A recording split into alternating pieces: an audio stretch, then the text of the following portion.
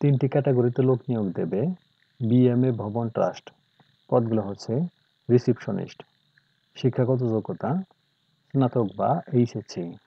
অভিজ্ঞতা সম্পন্ন প্রার্থীদের অগ্রাধিকার দেওয়া হবে, বেতন বা ভাতা আলোচনা সাপেক্ষে।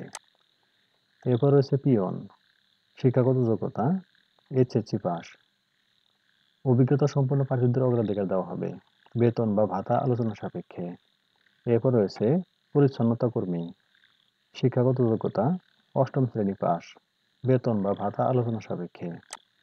আগ্রহী প্রার্থীদের বিএমএ ভবন জিইসি মোরস্থ পঞ্চম তলা কার্যালয়ে আগামী 28/5/2024 তারিখের মধ্যে আবেদনপত্র জমা দেওয়ার জন্য জানানো হচ্ছে।